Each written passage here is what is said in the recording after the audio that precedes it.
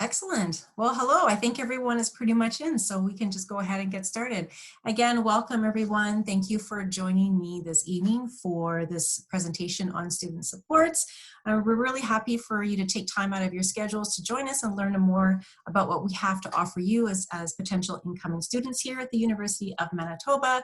My name is Nicole Stonick, and I'm one of the student recruitment officers here at the University of Manitoba.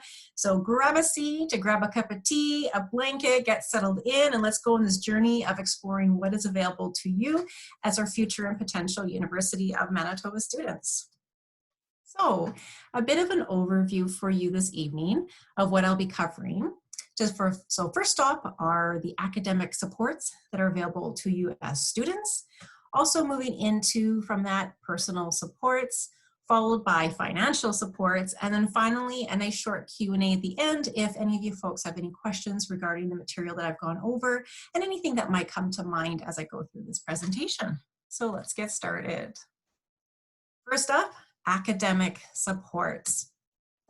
So we have various amounts of academic supports available for all students here at the University of Manitoba, and some that you may already know about, and some maybe that are new to you and new terminology as well. So it is quite a difference from coming from high school in that maybe you're used to your teachers or your counselors being there for you. Here we have similar things, but they're called different terms, and there's different ways of accessing them. So the first one I would like to talk to you about are professors. I know some students feel really shy with professors or the term professors. This might seem like this big educated person and like someone that's kind of unattainable and untouchable and someone that you would never want to speak to. But really professors are one of your great allies. They're there to support you. They're not just there to teach you, but they're there for you to understand the material and to learn how to be the best student that you can possibly be. So at the beginning of each course, you will get handed out a syllabus for that particular class. And on that syllabus, not only does it have what you'll be covering for the term in that course, but also where the professor is located, how to get a hold of them, and what their dedicated office hours are. So professors are really quite busy people, but they always make sure that they have a dedicated time set aside for students, such as yourself, to go over any kind of course material that you may have trouble understanding. Maybe you need to toss around some ideas and get a clear vision of what the course is required and for your assignments. And they also have teaching assistants known as TAs. So what those TAs are for assistants for the professors to help them help you understand the course material and assist them in triaging and getting through students that have these questions for their courses. Also, what we have are academic advising, also known as academic advisors. And these are quite different. You might be used to your school counselor that's there for you in times of need and help you to get through course material and maybe scheduling and classes. But here at university, we have academic advisors. And what they do is they review and evaluate academic plans and make sure that you're on target for your degree program. So there are thousands of classes at the University of Manitoba, lots to choose from. And we have tons of different, say, English classes and math classes.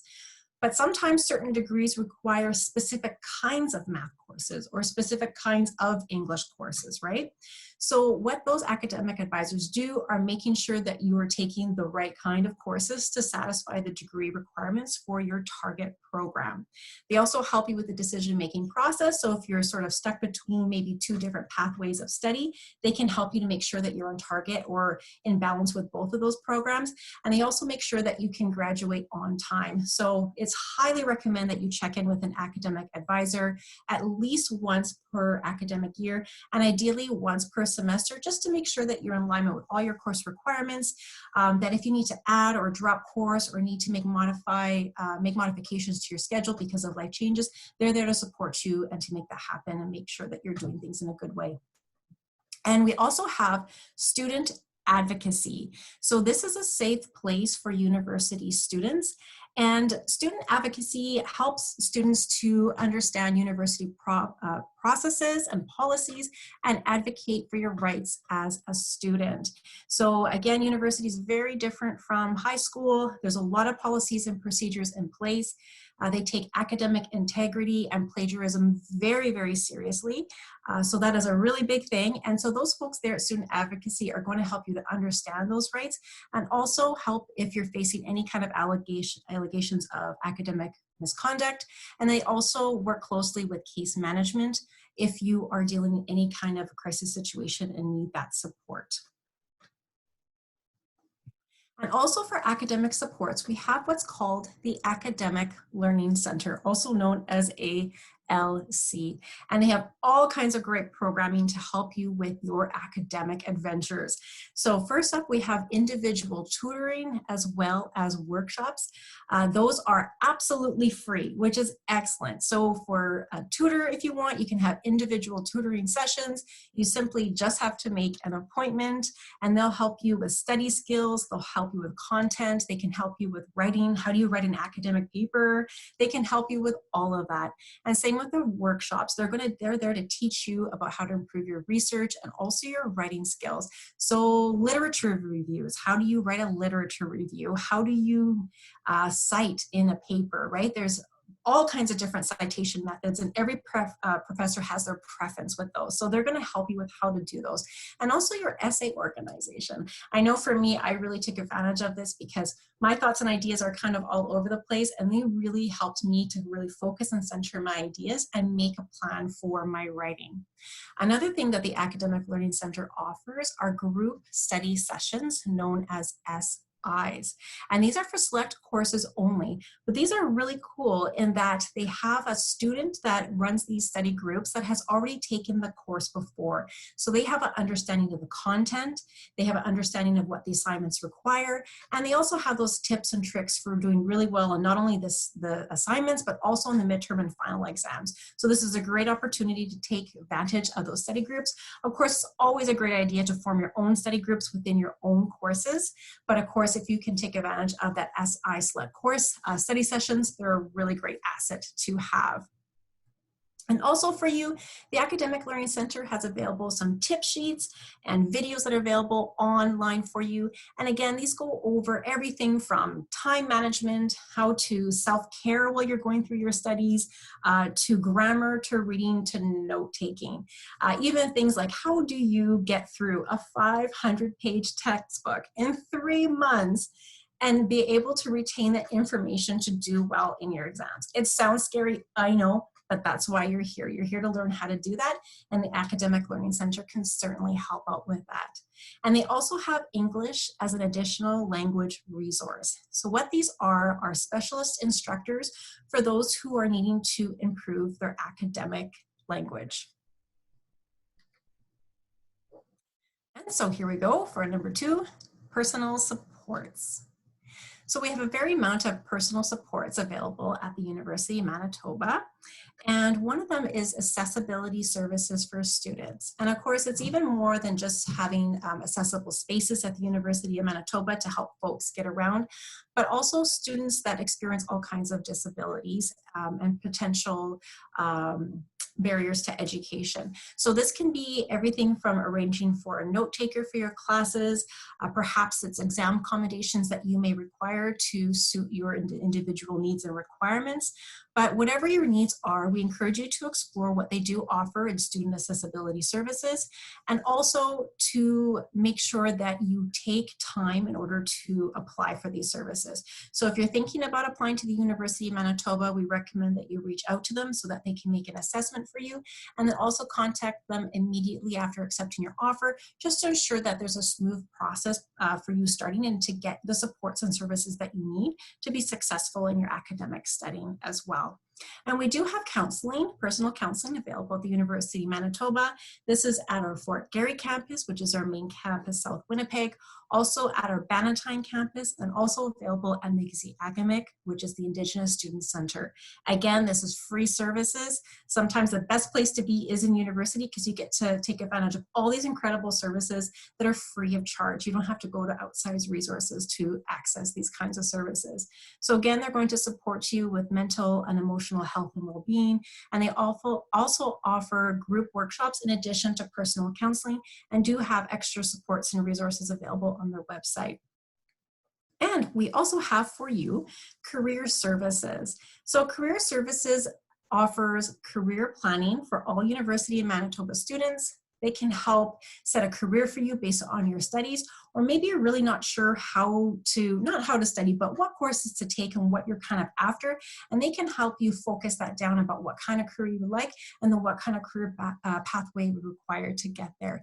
They also do advising and they do group workshops. They can also assist with employment opportunities, and they will even assist our alumni. So meaning folks who have already graduated from the University of Manitoba, they will continue to assist them to help find work and help find job prospects. So it's really nice to know that these well-rounded supports are offered for all our current and former students here at the University of Manitoba.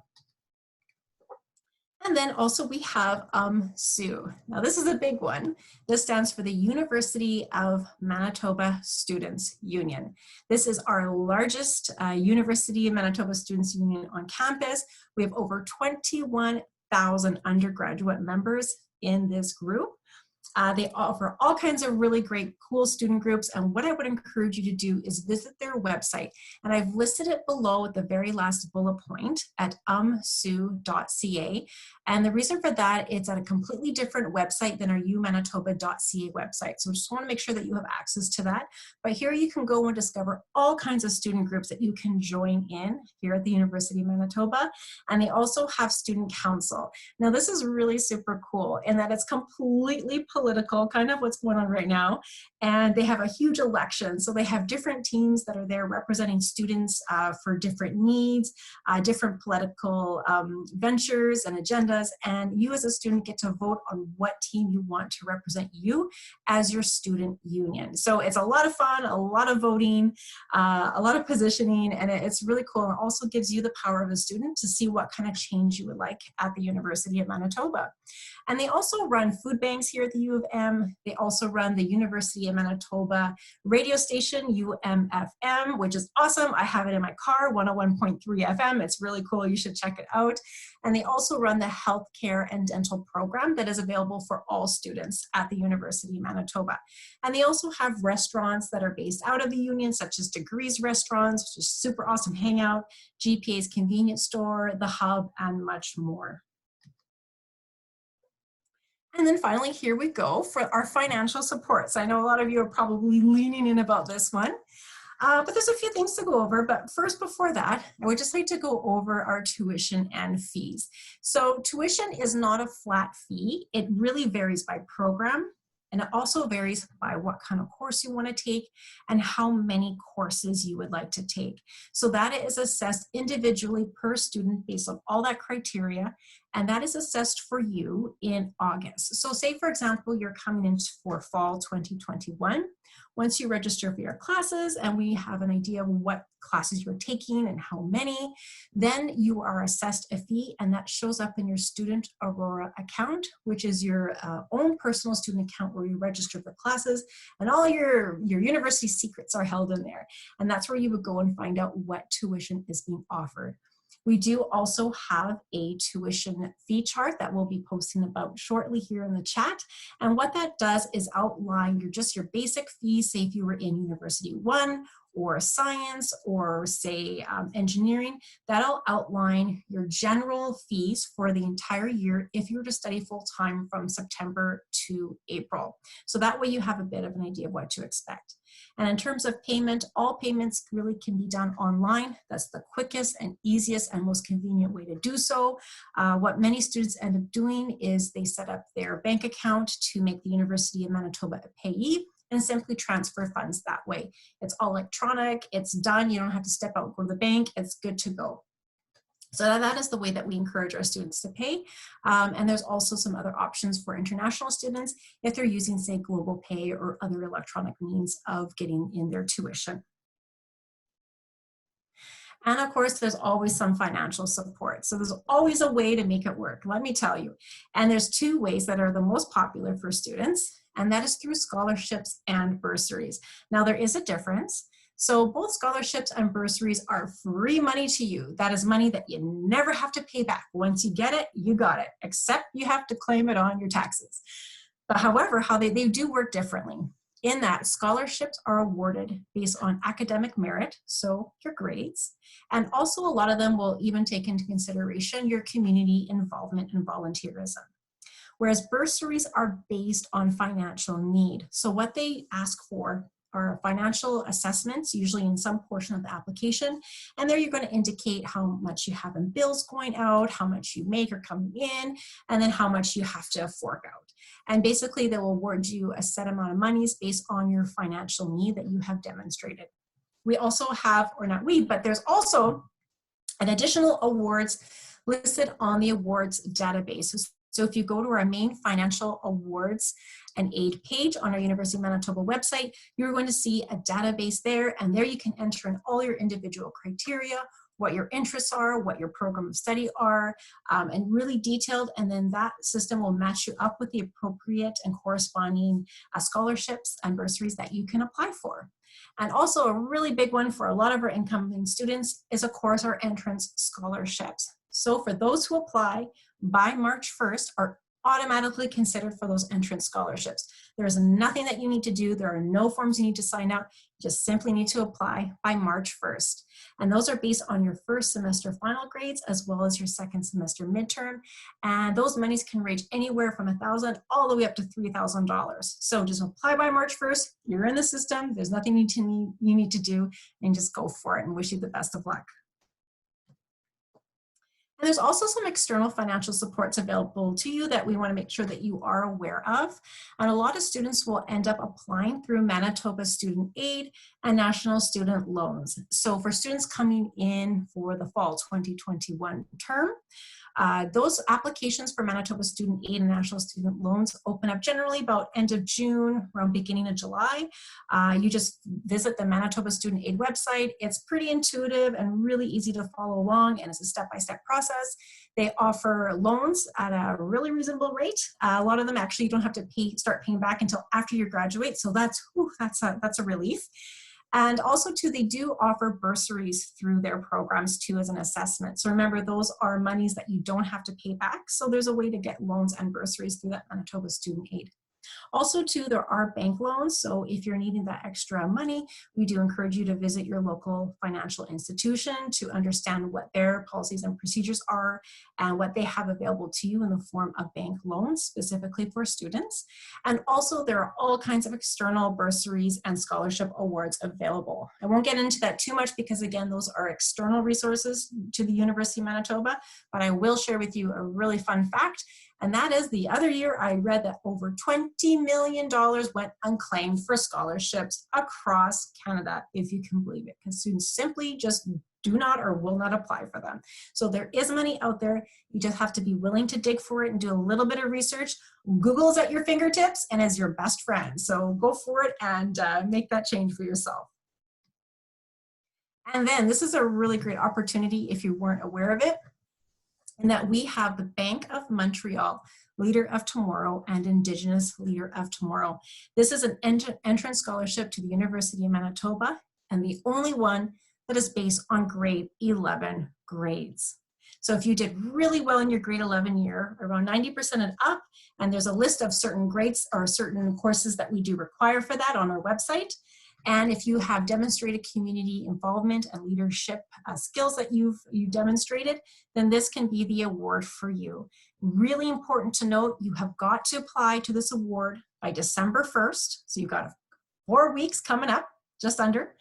And you also have to apply to the University of Manitoba. So those are the 2 steps that you need to do to be eligible and considered for this award. It's $16,000. Awarded $4,000 per year, so almost essentially covers your tuition, so you're good to go.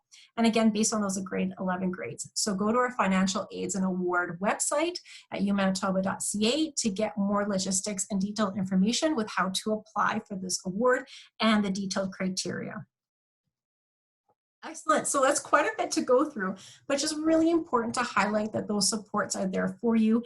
And always know that as you become a student, you become aware of all the possibilities and all that is more that is offered to you as you go along. And it's really important to know that you can reach out for these at any time and that the onus is put on the student. So we really highly encourage you to learn how to advocate for yourself and know what your rights are as a student. So for those who are just joining us for the first time ever, if you're interested in viewing our previous sessions, they are available online on our website, and that's Introduction to U Manitoba, academic programs, the application process, and here we are right now in student supports. Will be up shortly after this week, after we conclude this series. And then coming up is the UM Student Experience Student Series. So this you're going to hear from real life students who have gone through the gamut and are at least in their second year and up at the University of Manitoba, and share their experiences and tips and tricks for you coming in as a student.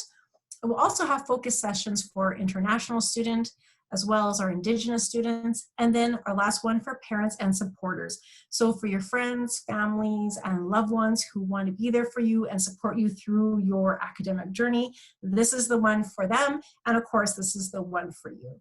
So I want to thank you very much for joining us, but before you go away, if you do have any questions, by all means, the chat is available open.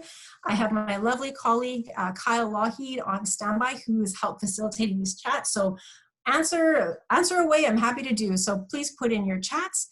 If you have any really specific questions, or if you feel kind of weird asking them, you can certainly email us. We're really happy to provide you with more information that you may need at student_recruitment@umanitoba.ca or indigenous.community@umanitoba.ca. So I'm just going to give it a moment here. And also I'm going to have my colleague Kyle Lougheed.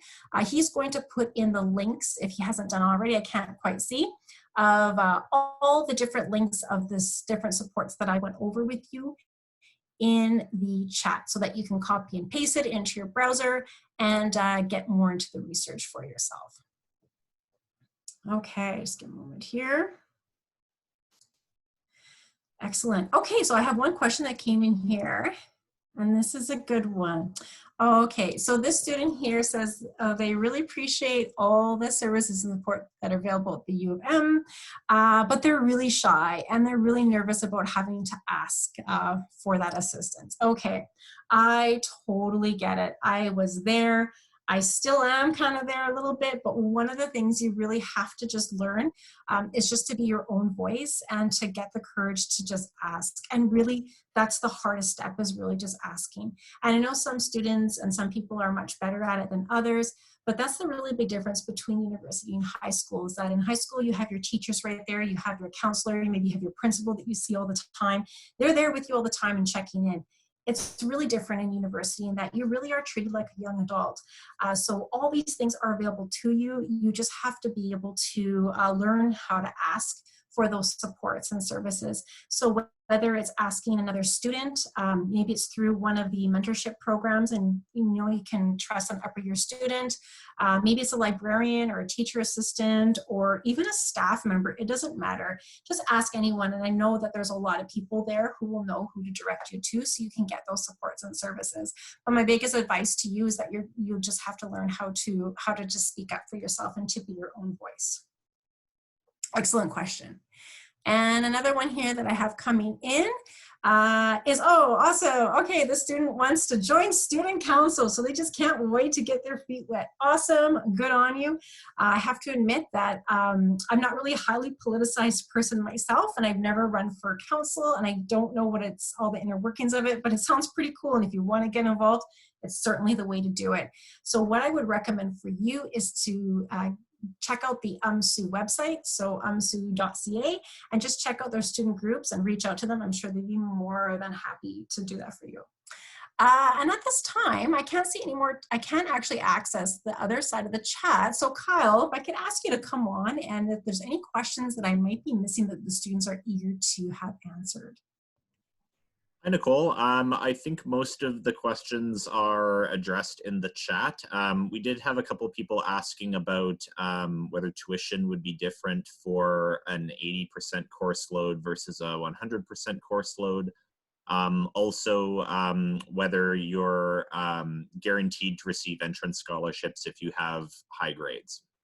Oh, great questions. Okay, so your tuition will be different if you're 100% course load and 90%, 80, 70, 60, 50. So it really, again, just to iterate, it is based on how many courses you take Also, what kind of courses, right? So if you're in, say, sciences and you're taking a course that requires a lab, those tuition fees and the corresponding lab fees will be higher than, say, a course that doesn't require those things.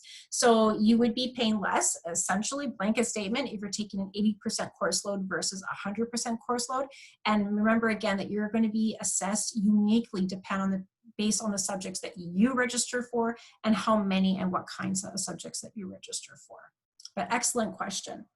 And I believe the other question, oh, here we have one popping up here. Oh, no, they got shy and went away. Oh no. Okay, but the one about entrance scholarships. So essentially, if you meet the criteria for entrance scholarships, there's not a set limit. Like, for instance, there's only 50 to give away and the highest 50 will get it. That's not how it works. There's simply if you meet the criteria. So Kyle has posted, I'm sure on the page, if not already, he'll post a link that sets you up to our Financial Aid and Awards website that will go into further explanation about the entrance scholarships and the different tiers. So tier 1, tier 2, and tier 3. And in there, we'll also describe the types of high school courses that you must be taking in order to qualify for those scholarships and what the minimum grade requirement is for each of those tiers. As long as you meet the requirements, you essentially will be awarded. So there's no set limit to how many folks would be deserving of the award. You just simply have to meet the criteria. Excellent. So these are really all excellent questions. We certainly appreciate you joining us for tonight and spending the time here with us. And again, if something comes up later on, feel free to email us, take a picture or a screenshot of the email address there. We're happy to communicate with you and answer all your burning questions and welcome you to the University of Manitoba. So until then, until our next session for next week for the student talks and series, have a great night and we'll see you again. Take care, everyone.